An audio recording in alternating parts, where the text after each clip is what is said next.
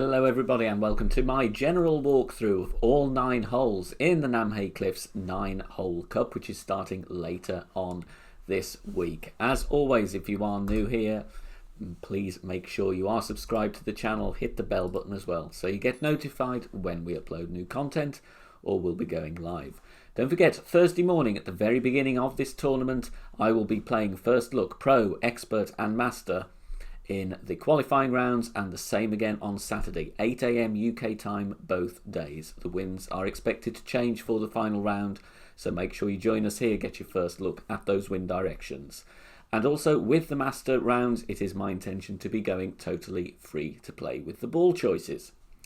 As always, before we start looking at the overview diagrams here, I've got some routes and some suggested general elevations shown here. These are really good fun holes to play, but there are some challenging moments as well, and some of the hole choices and the route choices that we're going to make are going to be very wind dependent. So as always, they are only suggestions. You will need to adapt according to how you like to play the game as well.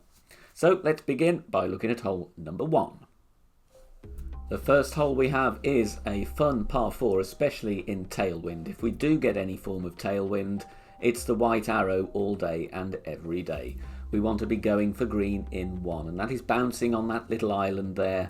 10% extra on that drive. We're going to need some topspin, not too much though, because you do not want to overshoot the green and go into the water at the back. But the idea is obviously to bounce over and roll a good distance onto the green. Bear in mind, if you are short and only just make the green, you will have an overpower putt at best to reach. Otherwise, you're looking at a wedge or hopefully a simple tap in for the eagle. Power 3 ball needed there. The other route, crosswind, if you're not feeling brave in crosswind or definitely any form of headwind, we should go with the black arrows.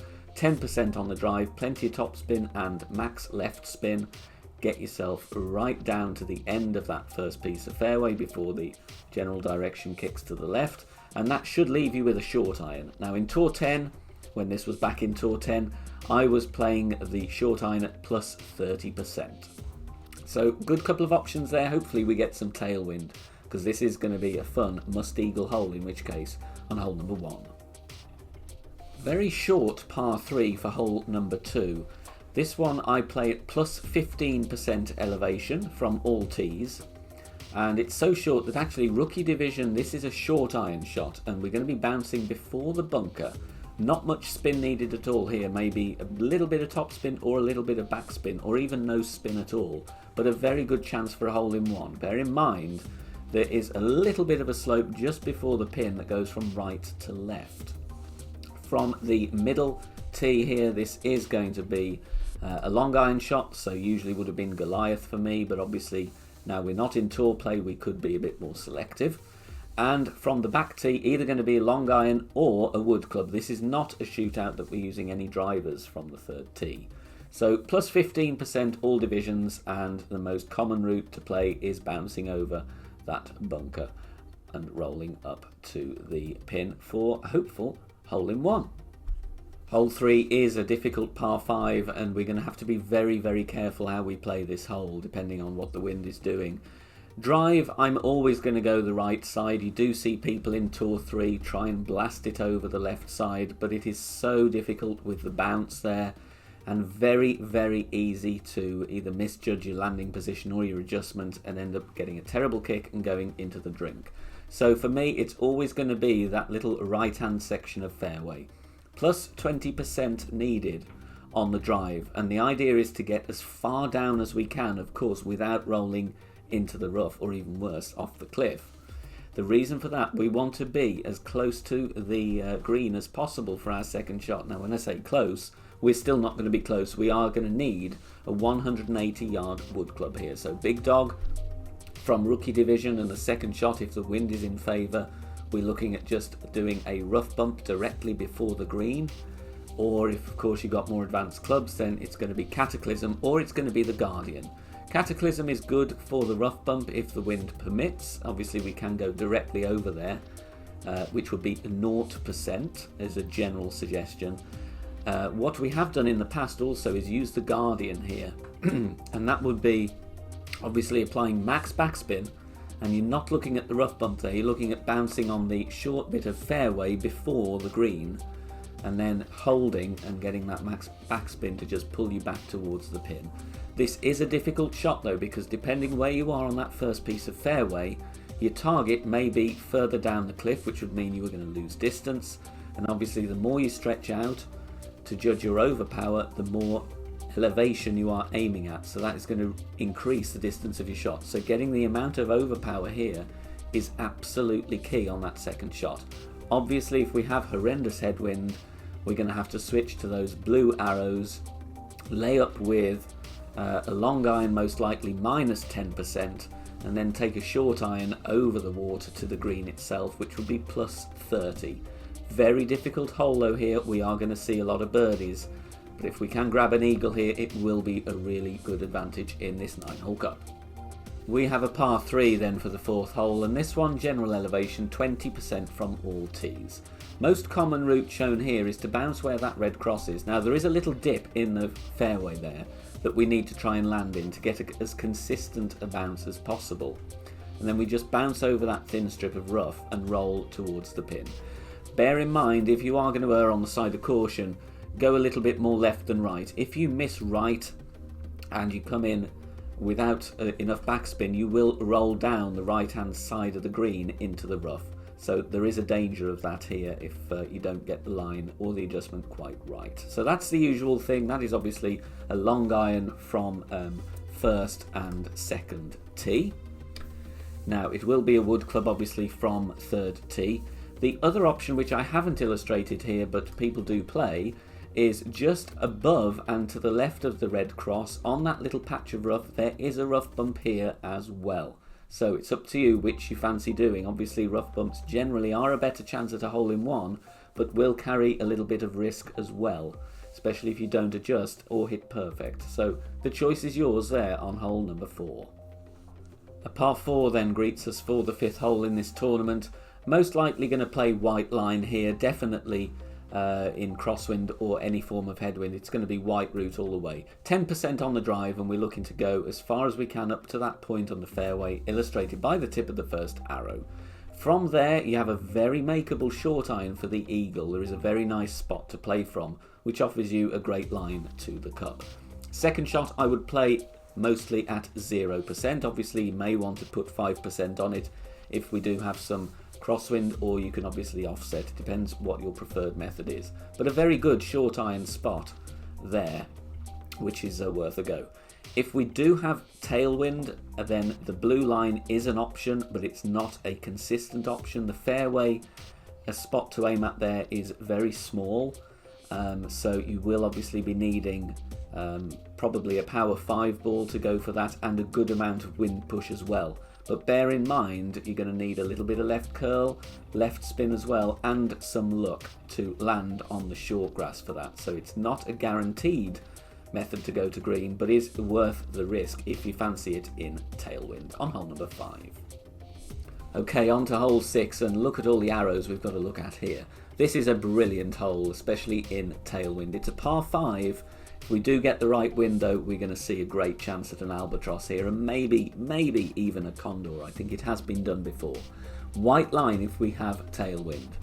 10% is what I've put, but I've also put plus 20 there, because obviously if you do get a lot of wind push, dead straight tailwind is going to carry the ball a lot more than 10%, and you could end up missing the island completely.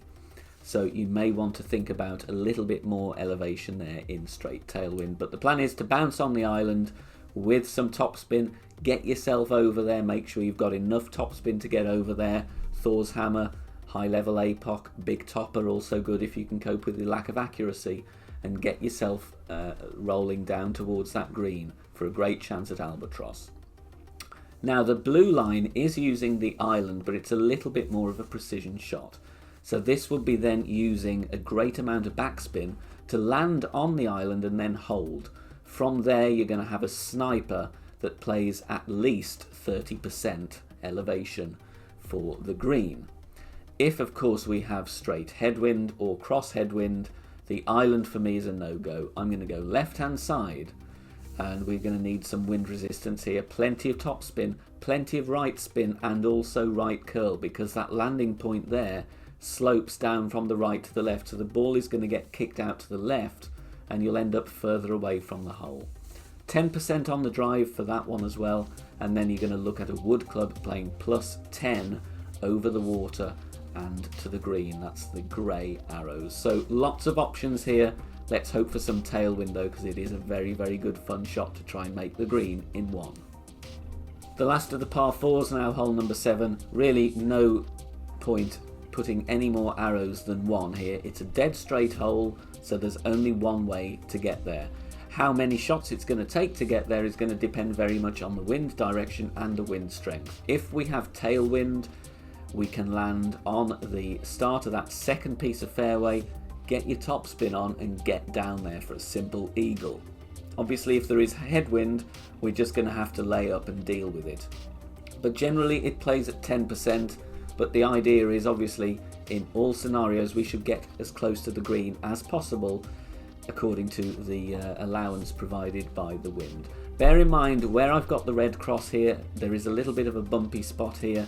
Stretch out if you need to, move your target around, because you will find the second bounce does kick off to the side there, so make sure you have a decent ball guide and you are aiming right to allow for that kick, so that you go down the centre of the fairway and you're not kicked off into the left or right that would end up in the rough. So there we go, that is hole number 7. The Cliff Shootout, the notorious Cliff Shootout for those Tour 10 veterans. They will know this hole very well, and I learnt Namhae Cliffs in Tour 10 back in the day. This was one of the shootouts you didn't really want to see out of the 9 of them, to be honest, or at least I didn't. This is tricky. We're going to have to bounce over, definitely from any tailwind or crosswind, bouncing over with the wood club, 10% extra. The fun starts here in headwind, because the wind effect here is fairly huge. So you may want to be playing directly on the green if you can, especially from the rear tees in straight headwind with a load of backspin. Bear in mind, in all winds, the half of the green above the pin does slope back down. So if you come in a little bit too hot, the ball will roll back down. So this is a possible approach here. However, if you're going for the hole in one, I'd aim slightly left rather than right, because the green does slope from left to right from the pin going to the right hand half of the green. So this shootout was notoriously tricky, and I reckon we will have some challenging wind directions here, especially when you have to sometimes adjust down into the ravine. This is not a pleasant hole, so we have to treat this one with a little bit of caution in hole number 8.